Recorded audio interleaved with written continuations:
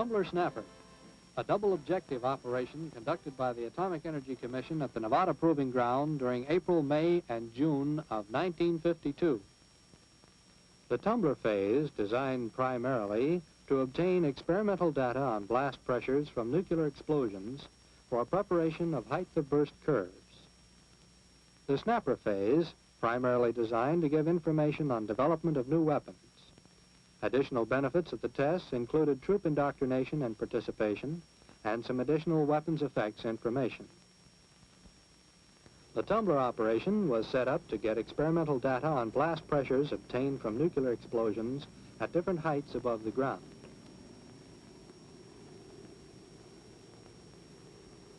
At Operation Buster, October and November of 1951, where air blast was measured for the first time from an airburst over land, the observed pressures were considerably lower than predicted. This indicated that there were serious errors in the heights of burst which had been selected for operational use of atomic weapons by the services. The snapper, or development phase, commenced with shot number 3 and continued through shot number 8.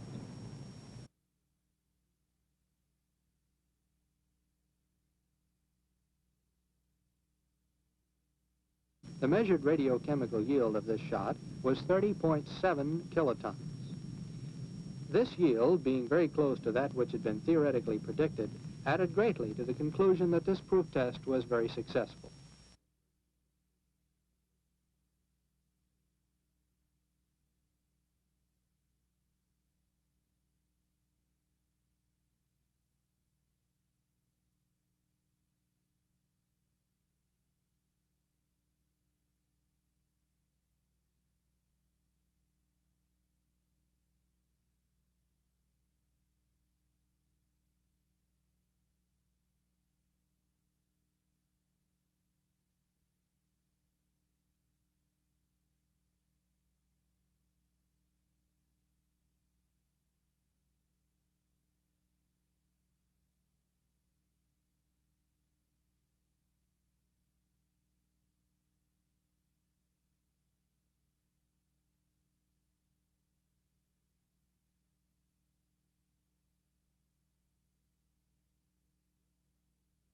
This device has taken the form of a small betatron, which was triggered to fire a burst of high-energy gamma rays into the core at the proper time, and thereby produce a neutron flux for initiating the fission reaction.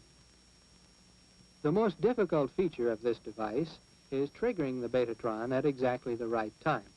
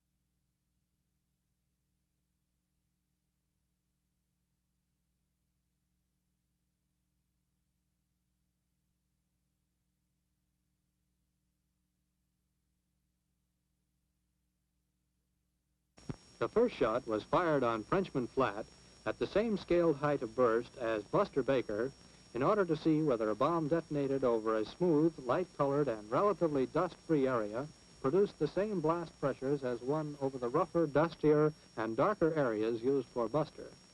The blast pressures were measured by gauges flush with the ground and on towers up to 50 feet above the ground. To assist in developing blast theories, the thermal radiation flux and pre-shock air temperature were also measured. The free air pressures were measured by means of smoke trails and puffs. The results of this shot, compared with the following tumbler shots, indicated that the difference in terrain between Frenchman Flat and the Buster area does not have a major effect on the blast pressure. Shots 2 and 3 were fired back in the Buster area at a higher scaled height of burst than had ever been used before. Comparison of the results of these two shots, one of which had a yield of 1.16 kilotons and the other of 30.7 kilotons, demonstrated the applicability of the normal cube root blast scaling laws. It can be concluded from these shots that the data obtained during Buster was correct, even though it was less than predicted. Shot number 4 was fired at a low height of burst, the same scaled height as used for Buster, Charlie, and Easy, in an attempt to duplicate the peculiar blast pressure situation observed on these shots. On this shot was observed for the first time a precursor pressure wave, which moved out along the ground in advance of the incident and reflected shock waves from the bomb. It will be noted that the precursor wave stirs up a tremendous amount of dust and hot air through which the incident blast wave must travel, and this undoubtedly accounts for the degrading effect observed on the blast pressures.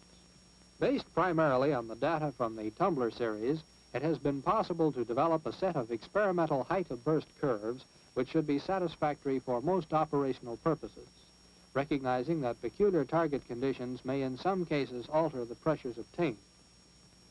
From these curves, it is evident that if one is after strong targets which require an excess of 15 pounds per square inch, then the bomb should be detonated relatively close to the ground. For weak targets requiring 10 pounds per square inch or less, some gain in damage area can be obtained by raising the height of burst. In addition to the basic measurements of blast pressures and thermal radiation, a number of other effects tests were also carried out in connection with the Tumbler-Snapper operation. Of particular interest was the exposure of aircraft. These included F-47s, B-17s, F-86s, an F-90, a B-29, and a B-45. The bombing aircraft were less resistant to blast pressures than were fighters. Planes oriented head-on were considerably less sensitive than planes tail-on or side-on. Not only did the thermal radiation ignite fabric surfaces at extreme distances, but also contributed to weakening of metal surfaces and increasing their sensitivity to blasts. As a result of the test, sufficient data were collected to establish damage criteria for aircraft on the ground. Test results indicate that revetments do not provide appreciable blast damage protection for aircraft. Another project of considerable interest was the effect of blast and thermal radiation on forests. Data was obtained on forces required to knock over individual trees. Also, data on radiation necessary to ignite forest fuels and to predict possible incidents of forest fires following atomic explosions. As an added dividend to the primary objectives of the Tumbler-Snapper operation, advantage was taken of the atomic explosions to provide troop indoctrination and orientation.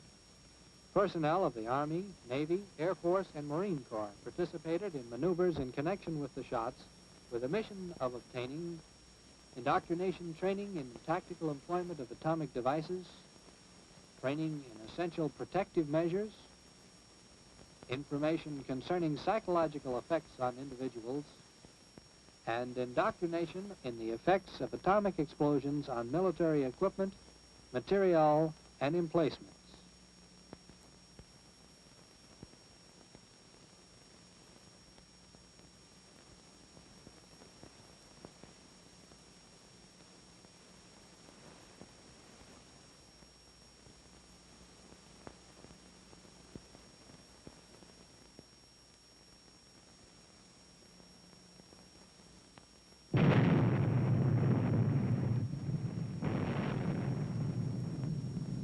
This participation resulted in a much more accurate understanding of the potentialities of atomic weapons and aided in the development of some basic tactical doctrines to be applied in using or in defending against the use of tactical atomic weapons.